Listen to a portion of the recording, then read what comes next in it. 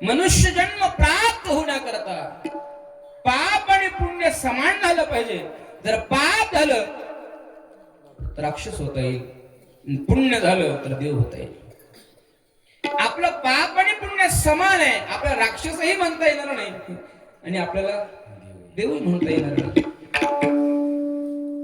कोणी म्हणेल माझ्या इतका पुण्यवान कोणी नाही. आता तुम्हाला पुण्यवानही म्हणता येत नाही आणि पापी म्हणता येत नाही. तुमचं जर जास्तच पाप राहिलं असतं तर कीर्तन कोणाला असतं, आणि पुण्यात जर तुमचं जास्त असलं असतं तर तुमच्याच नावाने कीर्तन करावं लागलं असतं. म्हणून आपण एक तर पुण्यवानही नाही आणि आपण एक तर पापी नाही. आपल्याला देवही म्हणता येत नाही आणि आपल्याला दैत्यही म्हणता येत नाही. मधले पाप पुण्य समान समी ते लाहिजे कर्मभूमी. महाराज वर्णन करून सांगतात, पाप पुण्य करणे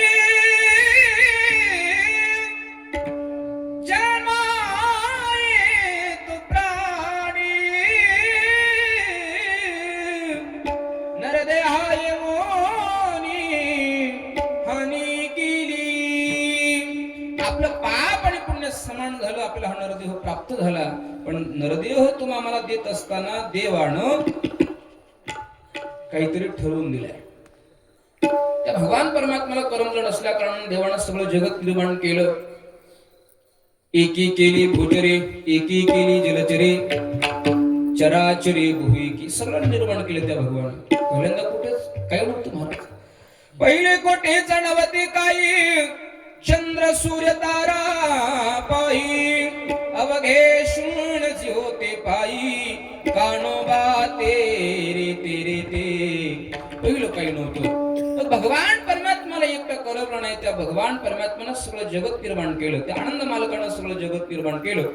सगळं जगत निर्माण केल्या कारणानं नंतर त्यांना असं वाटलं सगळं निर्माण केलं पण मला ओळखणार कुणी नाही, मला जाणणार कुणी नाही. मग मला जाणू शकेल तरी कोण जाणू शकेल, कोण मला जाणणार आहे. 5-50 पोरं असावं एखाद्याला. पूर्वीच्या काळात होते, आता नाही. आता हम दो हमारा दो बाकी को छोड़ दो. परिवार कमी झाला, शक्ती कमी झाली.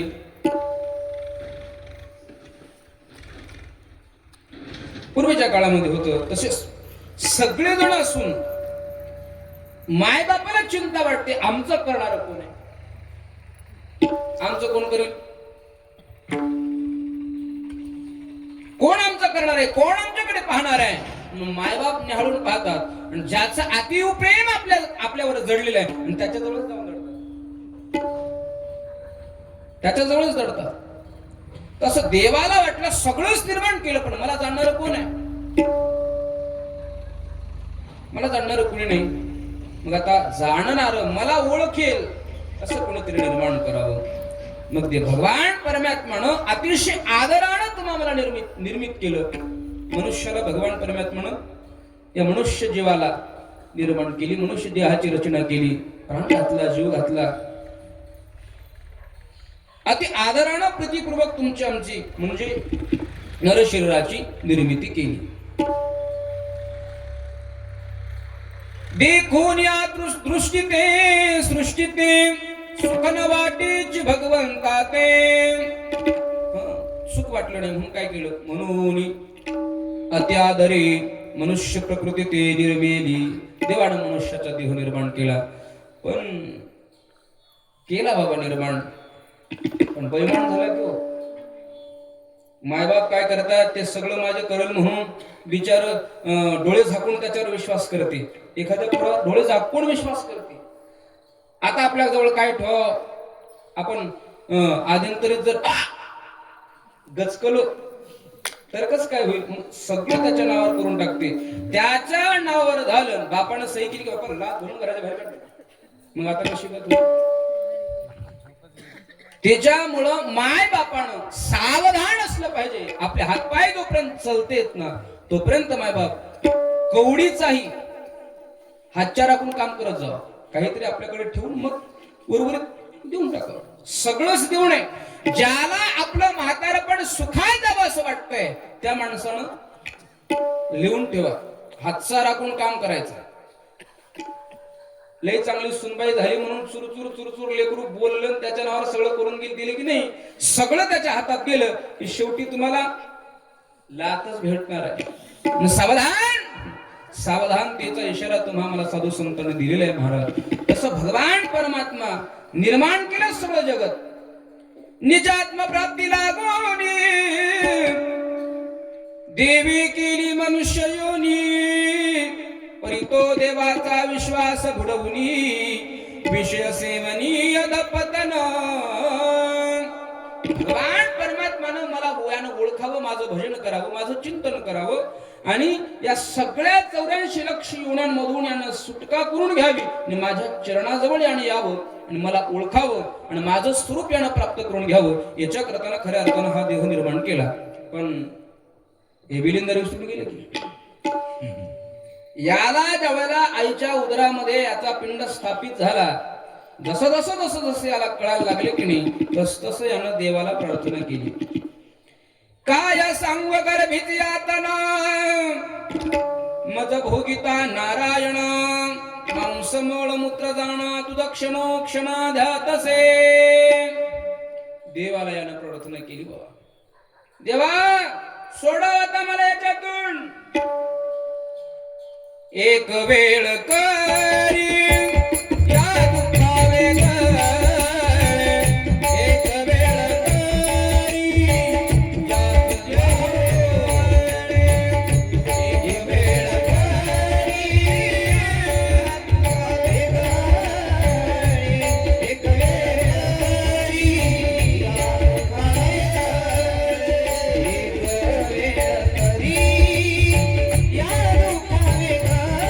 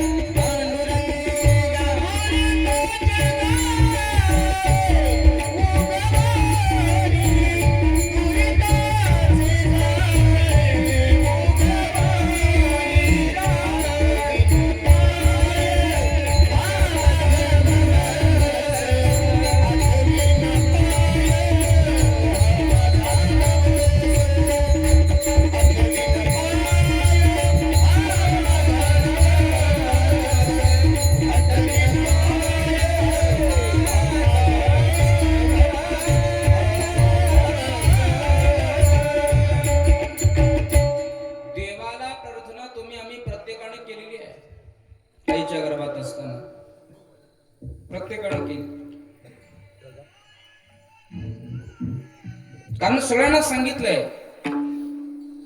आपण भगवान परमात्म्याला पंचभूताला साक्षी ठेवून त्याच्या समोर नवस केलाय, देवा सोडव मला.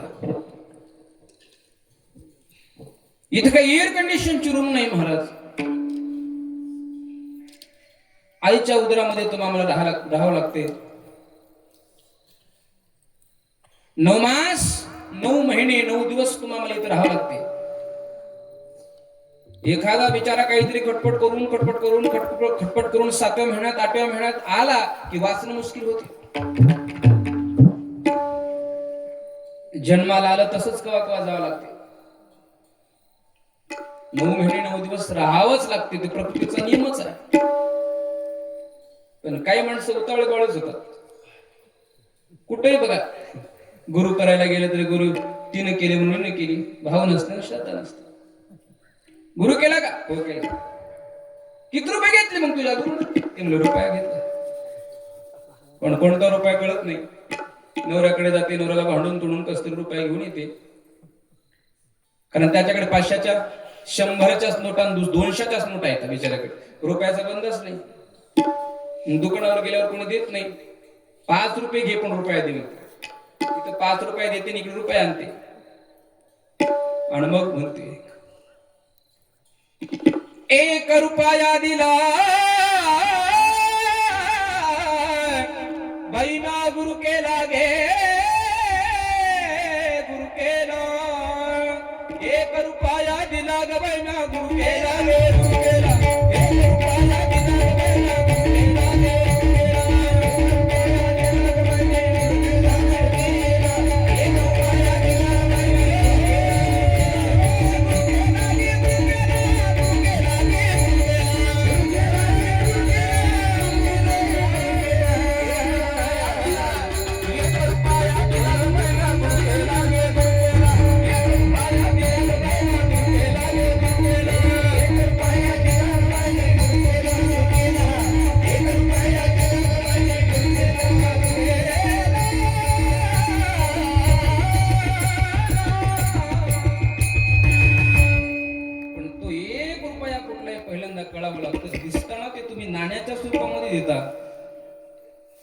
तन मन धन करे गुरु से अर्पण. हा रुपया आहे तुम्हाला गुरुचरणावर व्हायचा पण ते देते आणि हे रुपयावर काम भागले काय द्यायची गरज आहे.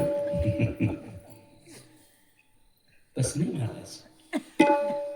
एकदा आपण देवाला असेल, सद्गुरूला असेल, गुरुला असेल, साधूला असेल, संताला असेल, आपल्या आईला असेल किंवा वडिलाला असेल, एकदा वचन दिलं की वचनाला पक्क पाहिजे माणूस. पहिल्यांदा वचन देऊच नाही आणि दिल्यावर मागे हटू नये. वचन न मोडे बोलले ते म्हणून आमची परंपराच आहे हो. रघुकुलरीत सदा चलिया प्राण जाय पर वचन न जाय. जय हो. वचन सांभाळावं लागतं माणसाला पण वचनाला आम्ही पक्के नाहीत, बैमान नाहीत माणसं सध्याच्या काळात. देवाला जे धोका देते ते मायबापाला धोका देणार नाही का? देते की नाही? आता येतो म्हणणार 4-5 दिवसांनी येते, निघालोच म्हणणार. बैमानकीला सुरुवातही महाराज कलियुक्ती बैमानातच आहे. पण सावधान राहिलं पाहिजे माणसानं. तुम्ही आम्ही जन्माला येत असताना भगवंताला दिलेलं वचन आहे, त्या वचनाला तुम्ही आम्ही जागलो नाही म्हणून आज दुःख भोगावं लागते. हे तितकं सत्य आहे. देवाला दिलेला शब्द माणसानं पाळावा लागतो. म्हणून तर साधू संतांना सांगितलंय नवसेवो माझे नवसेवो पंढरीचे दैवत विठ्ठलेवो तुझी सेवा करीन मनोभावेवो नवसे माझे नवसेवो. वचनाला गेल्या नवसाला माणसानं जागावं लागतं. कुठलाही नवस करा तुम्ही. माणसं सध्याच्या काळात कुठलाही नवस कुणालाही करते. मर्याईला करते, कुणालाही करते. तू शेंद्राचा देव दिसला की त्याला नमस्कार, शेंद्राचा देव दिसला की त्याला नमस्कार. भाव माणसाचा असावा आणि भावना शून्य माणूस होऊन जाऊन भाव असावा. जगी दैवताचे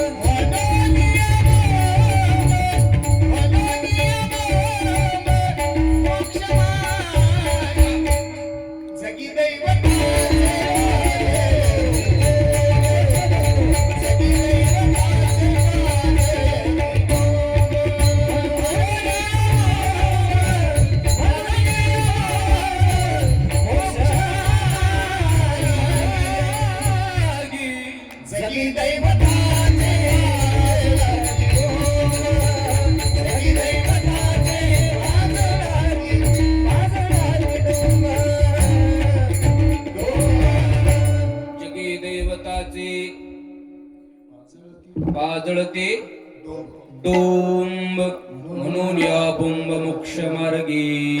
नको त्या देवाला जातात, नको तेच करतात. त्याच्यात देवत्व आहे की नाही काही माहिती नाही. आणि एखाद्या देवामध्ये देवत्व राहण्याकरता तेवढी शुद्धी पाळावी लागते.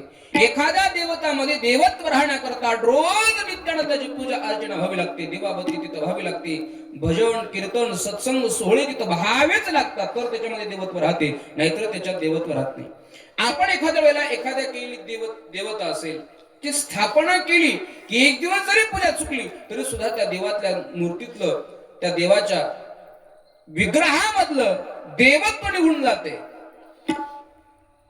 त्या देवाला पाणी आहे की त्या देवाला हळद आहे की त्या देवाला कुंकू आहे की त्या देवासमोर बत्ती आहे, अगरबत्ती आहे, दिवा आहे, प्रसाद आहे, त्याला स्नान आहे, संध्या आहे, काय त्याच्यासमोर काही नाही महाराज. ते नुसतं आपल्या झाडाखाली बसते, येणाऱ्या माणसाला टुकू टुकू टुकू टुकू. सिंदरी हे इंदरी देवती कोण ती पुजे भूती घेते, आपुल्या पोटा जे रडते मागते शिते अवदान. जे दुसऱ्याला काहीतरी मागतात त्याच्यामध्ये काय सामर्थ्य शक्ती असणार आहे? काही सामर्थ्य शक्ती नसते महाराज. म्हणून ऐका, आपण येताना देवाला नमस्कारून आलेली माणसं, साधा मरक्या देवाला एखाद्यानं नमस्कार केला तर ते म्हणते माझ्या पाठीमागेच लागेल. महाराज कसं तरीच व्हायला, झोप लागत नाही, लेकरू किरकिर करते, त्याची किरकिरी थांबत नाही, कुठले घरचा आमचा माणूस असंच करायलाय, पिशावूनच करायलाय. कसं करा काय भक्तीत शिरलं काय त्याच्या अंगामध्ये बघा जरा. मग कोणीतरी येते, मग ते सकोण पाहते, नंतर कळते माय कोणाला तरी नमस्कार केलता की हो केला होता. मग ते पूर्ण महाराज साध्या मरक्या देवाला केला नवस पूर्ण करावा लागते. मग त्या आनंद स्वरूपाच्या आनंद मालकाला शुद्ध लक्षण शिखरावरती असला भगवान परमात्म्याला आम्ही आवाज दिला आणि त्याच्या नावानं आम्ही त्याला केला नवस आहे, मग तो पूर्ण करावा लागेल की नाही. मग त्याचा नवस पूर्ण करण्याकरता कशाचीच अट्टहास करायची गरज नाही. नित्यानं त्याचं स्मरण होते. फक्त आणि फक्त सद्गुरूच्या चरण सानिध्याजवळ जावं लागते. म्हणून तर तुम्हा मला संत सांगतात, मनातून शरण गुरुला जाय, मनातून शरण गुरुला जाय. शरणाला शरणागती प्राप्त करावी लागते, तेव्हा कुठे आनंदाची प्राप्ती होते. सद्गुरूला शरण जावं लागते. म्हणून संतश्रेष्ठ नाथबाबा आपल्या अभंगामध्ये लिहिताना लिहितात, सद्गुरुशी शरण जाय त्याची ब्रह्म प्राप्ती हो, त्याची ब्रह्म प्राप्ती होय, त्याची ब्रह्म प्राप्ती होय. सद्गुरुशी शरण जाय त्याची ब्रह्म प्राप्ती होय, त्याची ब्रह्म प्राप्ती होय, त्याची ब्रह्म प्राप्ती होय.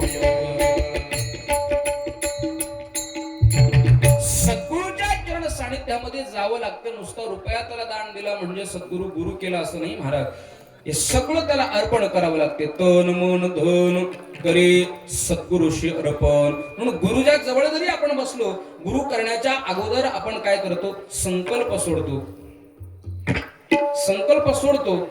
जसं लग्नामध्ये एखादी स्त्री, लग्न झालं आणि लग्न झाल्याच्या नंतर, आता आपल्याकडे लग्न झाल्यावर कन्यादान होते, पण काही भागामध्ये लग्नाच्या अगोदर कन्यादान होते. कन्यादान झाल्याशिवाय लग्नच लागत नाही. मायबाप पाणी सोडतात, आजवर होती आमची, आता झाली तुमची. मग असं म्हटलं की मायबाप सुटतात आणि सगळी जबाबदारी जावई येऊन पडते. त्याने काही करा, पण तिला आता चांगलं सांभाळा. नाही सांभाळ तर सासरा मागे काठी घेऊनच लागते.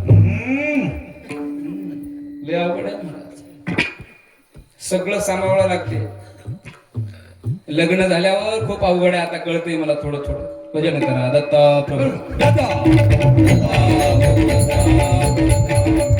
अशी आपली सर्वस्वी चिंता भगवान परमात्म्यावरती सोडावी. तुम्हाला असं जर वाटत असेल तर सद्गुरूला शरण जावं लागतं. सद्गुरूला शरण गेल्याच्या नंतर सद्गुरू सांगतात, बाबा तू इथं आला होतास, जन्माला येण्याच्या अगोदर तू भगवंताचा समोर नवस केला होतास, त्या नवसाला तुला जागावं लागणार आहे. सदैव रात्रंदिवस त्याचं चिंतन तुला करावं लागणार आहे.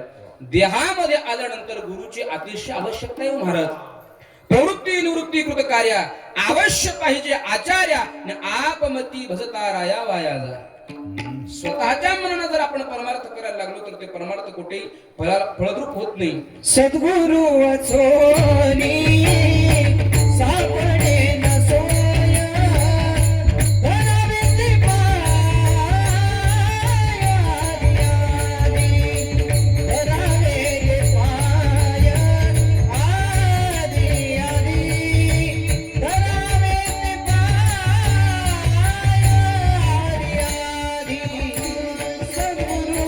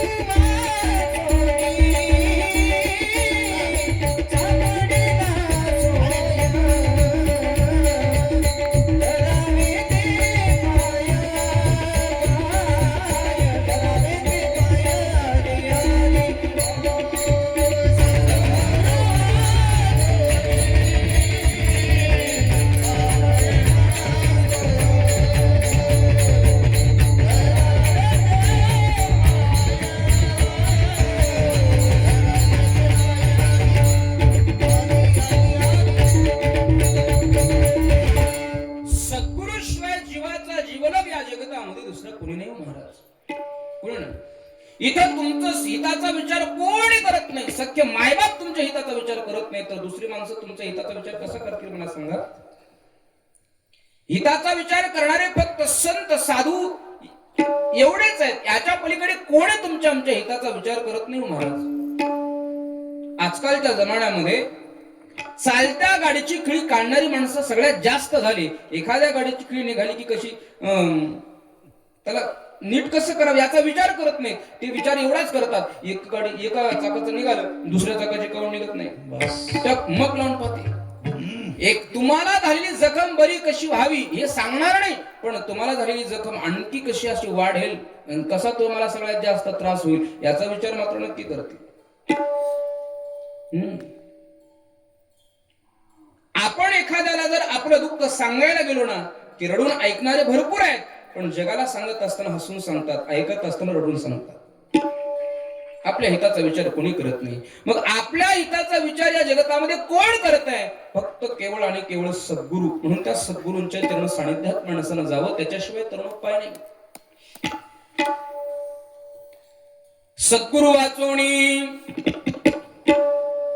संसारी तारक नसेची निष्ठंकान कोणी. पापापासून मुक्तता व्हावी अशी वाटत असेल आणि पुण्य तुमच्या आमच्या पदरामध्ये सगळ्यात जास्त पडावं असं वाटत असेल तर सद्गुरूच्या चरण सानिध्यात जावं लागते. पुण्य वाढलं की भगवंताची प्राप्ती आणि पाप वाढलं की नरकाची प्राप्ती. म्हणून महाराज म्हणतात, नरक चुकविता नाही कोणी, नाही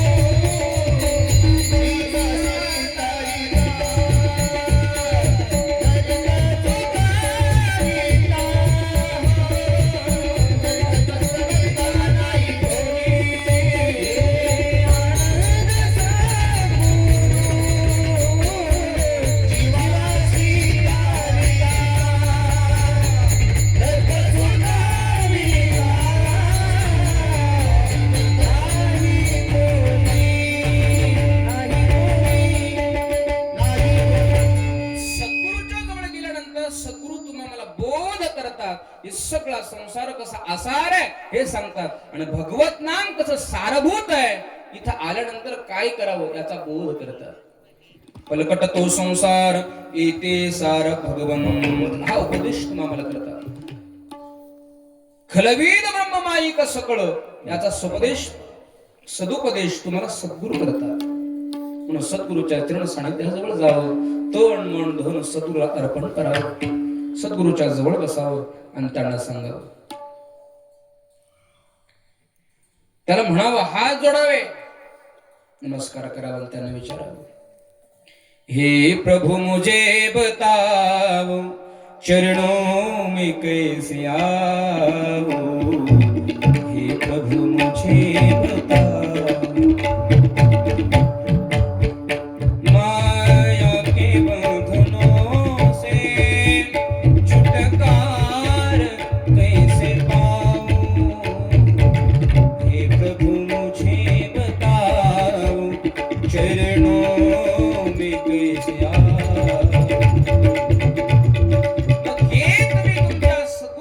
विचारल्यानंतर सद्गुरू तुम्हाला सांगतील. आल्या जन्माचं हित जर करून घ्यायचं असेल तर भगवत नामस्मरण करावं लागतं. आणि ते नाम कोणतं आहे, कोणत्या नामाचं स्मरण करावं ते बीजमंत्र तुम्हाला सद्गुरू देतील. आणि तेच बापूजी पाटील अभंगाच्या प्रथम चरणात वर्णन करतात. आलिया जन्मासी करावे स्वहिता, आलिया जन्मासी करावे स्वहिता,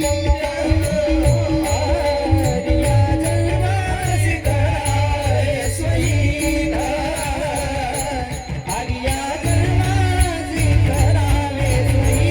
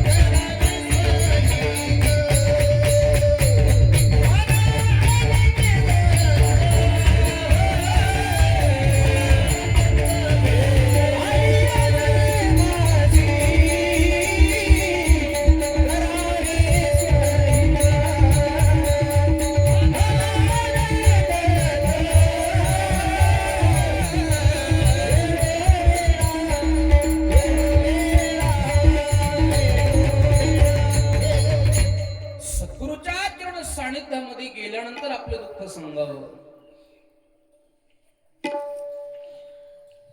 धाव पावलव करी मी बुडतो भवसागरी, सद्गुरु धाव पावलव करी, देवा धाव पावलव करी. सांगावं, त्याला म्हणावं, ऐसाई बा गुरुदत्ता दुर्कर माझी चिंता, तुझी मज कोण तारता न दिसेची पाता. शहादत्त भगवान परमात्म्याला महाराज सांगावं लागते. त्याच्या सद्गुरूच्या जवळ बसल्यानंतर सगळं आपोआप कळते. जीवनामध्ये संगत गुरुची अखंडतेने करावी. सद्गुरूच तुम्हाला सांगतील. आनंदाचं स्मरण करण्याच करता बहुत येतात. म्हणा आनंदात वेळोवेळा का त्याचं स्मरण करावं, दुसरे देऊ नाहीत का? त्याचं स्मरण का मला सांगितलं नाही? सध्याच्या काळामध्ये देवी देवतांमध्ये आम्ही भेद करतोय. सगळे एकच आहेत, पण ज्याच्या त्याच्या भक्तीस तो प्रत्येकाकरता तो या ठिकाणी आलेला आहे. अनंत रूपी अनंत वेशी देखील म्या त्यासी बाप रुक्मा देव रुकुण बाणली कैसी. अनंत रूपाने भगवान परमात्मा या जगतामध्ये नटलेला आहे. देव नटला ना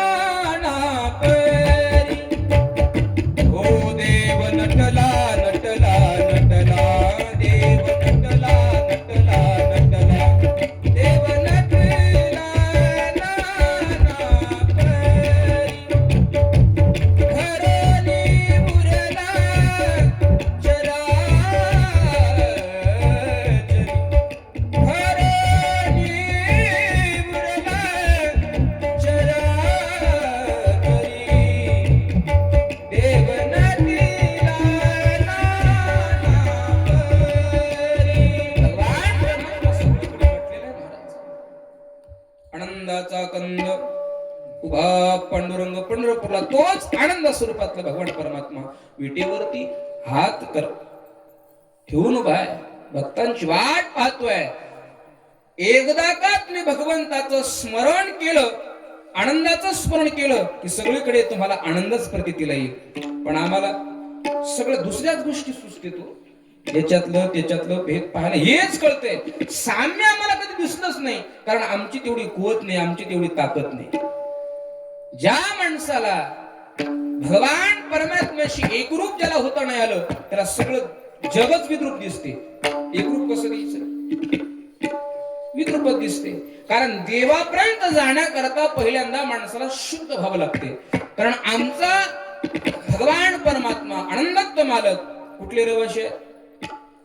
शुद्ध लक्षण शिखरावरती भगवान श्री दत्तात्रय.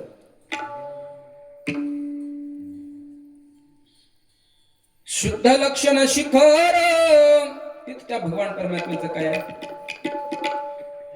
ते नांदे दिगंबर, तो भगवान परमात्मा त्या ठिकाणी नांदतो. आणि तुम्हाला त्या शुद्ध लक्षण पदावर जाण्याकरता अगोदर शुद्ध व्हावं लागते. अशुद्धी घेऊन कसं जाता येईल? स्वतःचा बाप तुम्हाला जवळ येऊ देत नाही. स्वतःचे लेकर बापानं बाजत केलं, म्हातारपणी डुंकून पाहत नाही हो, स्वतःच लेकरू पाहत नाही. ज्याला तुम्ही सांभाळलं, ज्याला तुमच्या जवळ तुम्ही गेले, ते लेकरू तुमच्या जवळ येत नाही. आणि ज्याचा तुम्ही लाड करता, जे तुमच्याच पोटी जन्माला आलेले आहे, ते लेकरू लहान असताना किती तुम्हाला मोठमोठ मुक्या घ्या वाटतात, पण त्या लेकरांना शी करू द्या, शी करू द्या, बाप त्याच्या अंगाला हात लावत नाही. लावते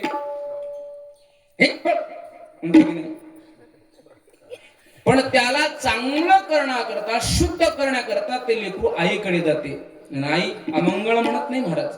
जेवण जरी आई करत असली तरी सुद्धा चटकन आई जाते आणि त्याचे शिशु काय जे असेल ते धुते.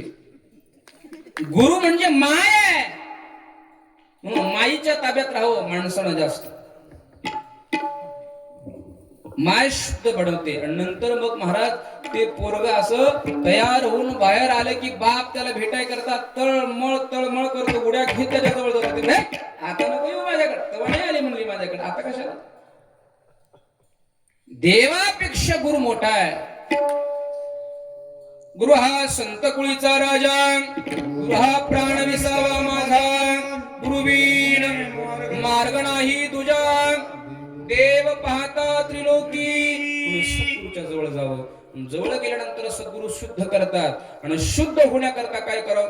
देवाचं नामस्मरण. शुद्ध होण्या भजनी बजावे, भजन करावे. म्हणून महाराज सांगतात काय करावं? आलिया जन्माचे करावे सहित आनंद, म्हणा आनंद दत्त वेळोवेळा. कारण आनंदाला तुम्ही विसरल्या कारणानं तुमच्या जीवनामध्ये तुम्हाला दुःख भोगावे लागते. सुखाचा अनुभव तुम्हाला यावा असं वाटत असेल तर त्याचं स्मरण. नाम घेता वाया गेला ऐसा कोणी ऐकिला? कोणी आतापर्यंत ऐकलं नाही. म्हणून तर विनंती केली, ऐशे विनवितो तुम्हासी संत म्हणत सिद्ध ऋषी. तुम्हाला जर असा कोणी भेटला, नामस्मरण केल्यानंतर वाया गेला माणूस जर तुम्हाला भेटला तर मला सांगा. संत म्हणताना विनंती केली जगद्गुरु तुकोबारांनी. वायाला जात नाही. दुःख का आपल्याला मिळतंय तर देवाला विसरल्यामुळं. आनंदा विसरले म्हणून या 84 मिळता कष्ट झाले. आनंदा विसरले म्हणून याच जन्मामध्ये आल्यानंतर भगवंताची प्राप्ती तुम्हाला करता येते.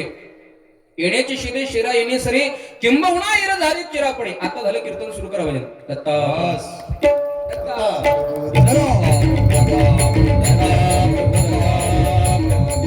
म्हणून त्या भगवंताचं स्मरण करावं. याच ध्यान त्याची प्राप्ती होते. कारण आपण आणि तो देव वेगळा नाही महाराज. ममेव अंशो जीवलोके जीवभूत सनातना मनःष्ठानि इंद्रियानि प्रकृतिस्थानि करशति. टाळी वाजवा वगैरे एक बरा. म्हणून महाराज सांगतायत तुम्ही आणि ज्याची तुम्हाला प्राप्ती करायचंय तो शुद्ध लक्षण शिखरावरती रेवास करणारे आनंद दत्त मालक वेगळे नाही. तुमचा आमचा संबंध जुना आहे. आनंद जीवाचा जीव आनंदाचा.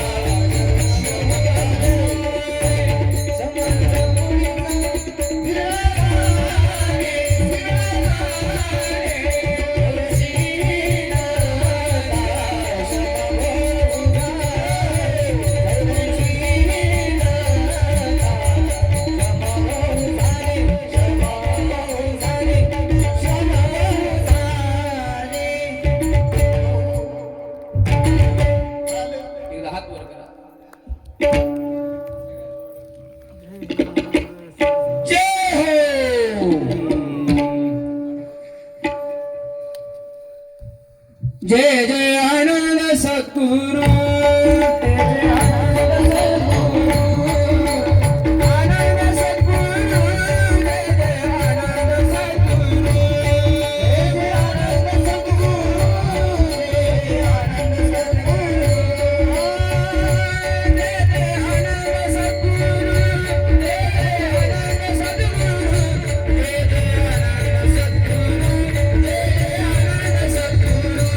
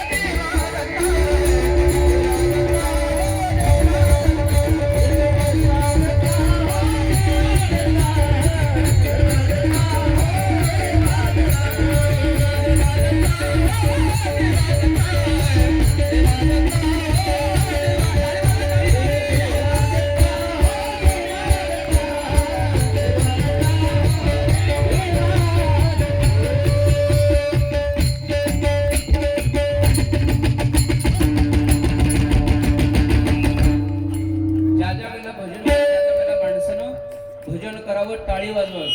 किती सांगून जर टाळी वाजवली नाही कीर्तनात येऊन मग देव कसा करते माहिती आहे की तुम्हाला?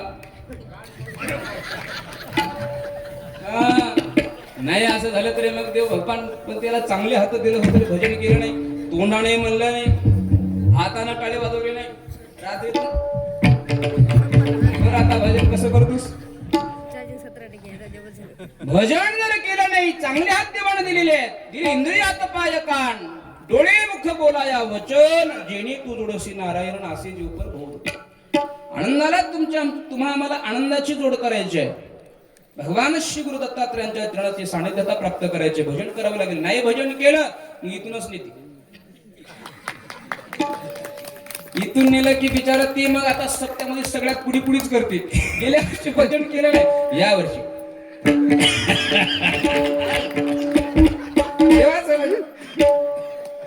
जरी केलं नाही देव पाहते, इथून नेते आणि ते पुन्हा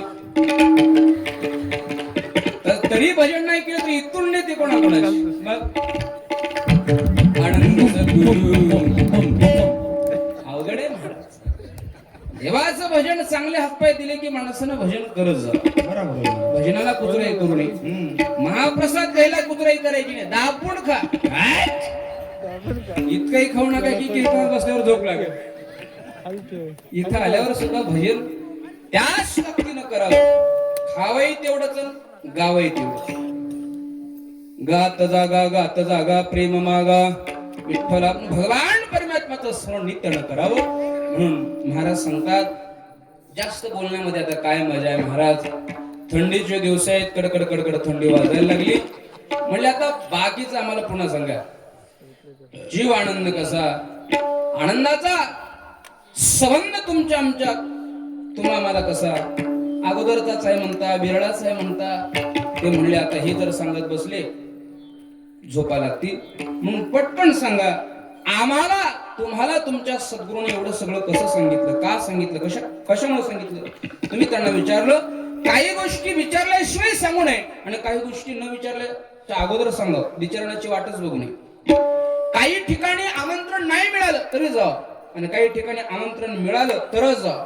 काही ठिकाणी आमंत्रण मिळालं तरी जाऊ नये आणि काही ठिकाणी जर नाही मिळालं तरी गेल्यापासून राहू नये. असे काही ठिकाण आहे, पण आता मला ते सांगायचे नाहीत.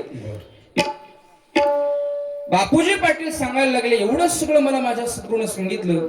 जन्माला आल्याच्या नंतर स्वतःच हित करून घ्यावं. हित कशा काही भगवंताच्या स्मरणामध्ये हित आहे. भगवंताचं स्मरण करावं, आनंदाचं स्मरण करावं. त्याच्या स्मरणाला चुकल्यामुळं, त्याची आठवण तुम्हाला न राहिल्यामुळं, विसरली त्या थोर झाली हानी पचतील खाणी 84च्या देवाला विसरल्यामुळं खऱ्या अर्थानं दुःख आहे. सुखाची प्राप्ती व्हावी वाटत असेल तर त्याचं स्मरण. कारण मनुष्य देह स्वभावता भजनशील आहे. मनुष्य जात सकळ स्वभावता भजनशील, स्वभावताच भजन करणार आहे. पण इथं आल्यानंतर काही गोष्टीला भरून गेल्यावर देवाला विसरून गेला आणि त्या गोष्टीचं क्षण त्याला लागतं. सध्याचा काळच चालू आहे. एक तर पत्नी मिळत नाही, बायको मिळत नाही. बायको मिळाली की आईला विसरते, त्याच्याच पाठीमागे करते. कुठे माझी आई म्हणणार, कुठे ती म्हणते. जर नाही दिसली सासरवाड्याला गेली की ताबडतोब गाडीला किक मारली की सासरवाड्यात जाते. होय ग, मला न विचारतात कसं काय आली, चल बस वाराय महाराज. चला पुढे, मला हे सांगायचं नाही, पुढे चालतो मी. भगवंताचं स्मरण कायम राहावं म्हणून मला माझ्या सद्गुरूंनी या जीवाचं हित भगवंताच्या स्मरणात आहे, आनंदाच्या स्मरणात आहे. सद्गुरूरायांच्या चरण सानिध्यामध्ये आल्यानंतर त्यांच्या सेवेमध्ये आपलं हित आहे. सद्गुरूंची सेवा नित्यानं करावी माणसानं. काय तुम्हाला थोडीफार करता येईल तेवढी करा. कीर्तना करता, तुमच्या करता मंडप घातलाय, तुमच्या करता सगळी व्यवस्था आहे, तुम्ही करावं. तुम्ही खावण दुसऱ्यालाही खाऊ द्यावं, खाऊ घालावं. तुम्ही जगा आणि दुसऱ्याला जगवा.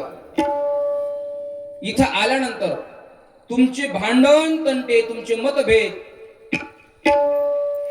हे मठात नाही, हे आश्रमात नाही, हे आश्रमाच्या बाहेर तुम्ही काही करा. आश्रमामध्ये आल्यानंतर प्रत्येक व्यक्ती इथं आला की त्याला प्रसन्नता वाटावी.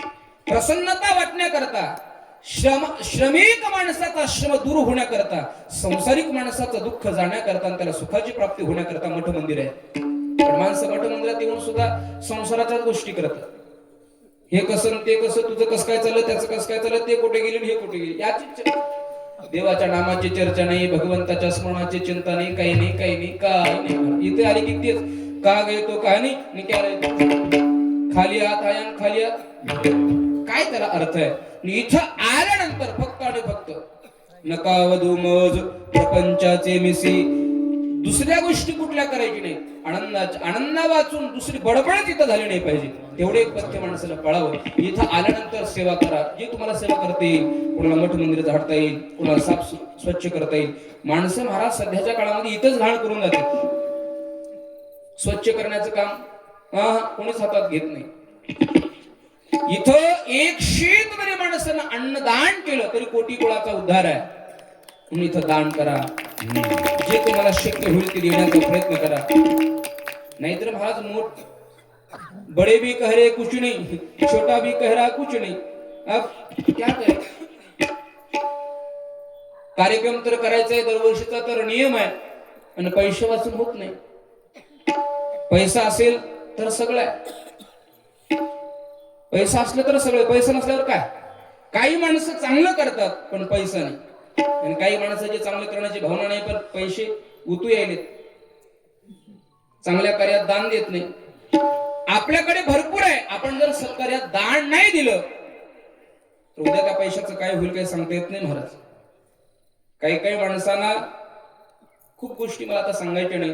तुमच्याकडे पैसे आहेत ना, मग पैशाची तुमची शुद्धता व्हावी अशी वाटत असेल तर चांगल्या सत्कार्यामध्ये पैसा दान द्या. तुमच्या घरामध्ये कुठलाही दोष राहू नये असं वाटत असेल तर सद्भक्तांना जेव घाला, साधू सज्जनांना जेव घाला, परमार्थिक माणसाला जेव घालावं, अन्नदान करावं, आलेल्या अतिथींची सोय करावी, आदरातिथ्य करावं. कारण अतिथी देवो भव, गुरुदेव भव ही आपली परंपरा आहे. म्हणून त्या परंपरेला जागा. सद्गुरूची सेवा करा. सद्गुरूची सेवा केल्यानंतर आपल्याला काही कमी पडत नाही. पण एखाद्या साधूचा, एखाद्या सज्जनांचा अपमान जर कराल तर तुमच्या कुळाला उजंग पडणार नाही. एखाद्या साधू सत्पुरुषानं केलेल्या सत्कार्यामध्ये दान नाही देता आलं तर देऊ नका, पण आडफाटा मात्र त्या कार्यामध्ये कधी घालू नका. तुमच्या गावचं भाग्य असल्यामुळे तुम्हाला श्रद्धेय महाराजांसारखे सामर्थ्यवान सद्गुरू प्राप्त झाले. तुमच्या गावाची लेकरं इकडे तिकडे कुठे जाणार नाहीत, पण त्या लेकरानं आश्रमात आलं पाहिजे. आश्रमात आलेली कशी लेकरं आहेत 2 दिवसामध्ये आम्ही पाहिले. आश्रमात जे येत नाहीत, आता काही मी रोज कधी कधी इथे मध्ये येणं राहते, राहणं राहते, त्याच्यामुळे जे पोरं महाराजांच्या बरोबरीला आहेत, सोबत राहतात, त्यांचं वागणं वगैरे कसं आहे, बोलणं चालणं कसं आहे, पुढे तू काय करणार आहे माहिती आहे. खुट्याला धरून राहावं माणसानं. खुट्याच्या बाजूला गेलं की वाटोळ सपडा सापत होते त्याच. तुम्ही दळताना दळण कोण कोण दळते? दळण दळता. आपलं खूप वेळ झाला, आपल्याला 1-2 मिनिटांमध्ये कीर्तन संपवतो. दळण दळता, दळत नाही का? हा, डाळी तरी भरडता की नाही घरी? काहीच नाही, आमच्याकडे भरडते. गिरणी आहेत नाही, त्याच्याकडे काम आलं आता. पण कधी कधी तुम्ही गिरणीत गेल्यानंतर ज्यावेळेला ती गिरणी ते जातं उपटण्याचं काम चालू असते की नाही, त्यावेळेला जाऊन बघावं.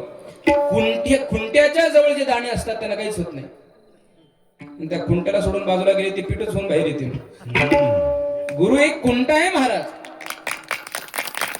त्या खुंट्याच्या जवळ माणसाला राहावं, काही होत नाही. खुंटा सोडून गेला की जिंदगाणी खराब झाली म्हणून समजून घ्या. पूर्वीचा काळ होता, आता तसं राहिलं नाही. हे माया माता भगिनी काय बोलतील काही नाही, काही सांगता येत नाही महाराज. आता उभ्या बिव्या आता म्हणत नाहीत. आपला वेळ संपला. म्हणून मला सांगायचं का एवढं सगळं माझ्या सद्गुरूनं सांगितलं ते केवळ माझ्यासाठी सांगितलं. मी माझ्या सद्गुरूच्या जवळ गेलो, सद्गुरूनं मला सांगितलं. काय सांगितलं? त्या हिताच्या गोष्टी सांगितल्या. म्हणून त्याचा स्वाभिमानपणाने सद्गुरूंनी मला सांगितलेलं ज्ञान मी तुम्हाला सांगतोय, तेच अभंगाचं 4थं चरण. बाळगुरु स्वामी म्हणे बापूजी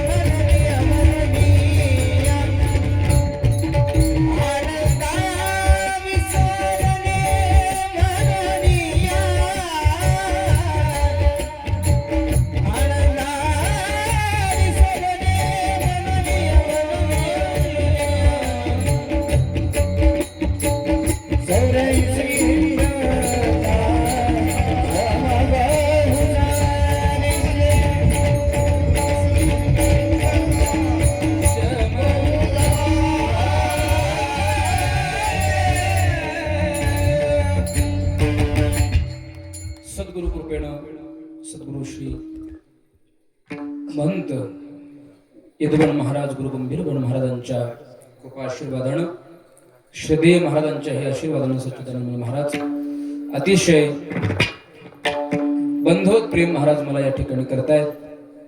आमच्यासारख्या अडाण्याला सुद्धा महाराज योग्य बनवलेला होता. म्हणून महाराज तुम्हा सर्व साधू सज्जनांच्या आशीर्वादानं सर्व टाळकरी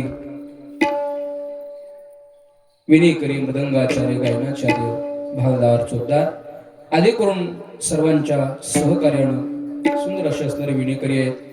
त्यांच्या सोबतील बापूजी आहेत, चोपदार आहेत, सगळे आमची टीम या सर्वांच्या सहकार्यानं एक अर्धा तास उशीर झाला. कारण आनंद संप्रदायातले हे नवीन नवीन कीर्तन प्रणाली आहे. मी नवीनच आता इकडे बापूजींच्या सांगण्यावरून इकडे कीर्तन माझे चालू झालेले आहे. मी काय सांगावं काय नाही, रोजच राहते, जे रोज राहते तेच वळणावरती येते. पळली बदल वळवळण इंद्रिया सकाळा भाऊ तू निराळा नाही तुझ्या. म्हणून मला कधी कधी भीती वाटत होती आपलं भजन करताना तिकडच येते काय. पण सद्गुरूंच्या कुठलं जरी केलं तरी एकच आहे, निष्ठा माणसांची अतिशय कारणीभूत असते कुठल्याही कार्याला. भगवंताची प्राप्ती पाहिजे असेल तर त्याच्यावरती निष्ठा पाहिजे महाराज. निष्ठी नको. आजकाल निष्ठेचा परमार्थ राहिला नाही, निष्ठा निष्ठेचा झाला. महाराज सांगतात, बापूजी पाटील सांगायला लागले, माझ्या हिताकरता सद्गुरूंनी मला सांगितलं, बाळगुरु स्वामी म्हणे बापूजी कारण आनंदा निर्गुण विसरू नका.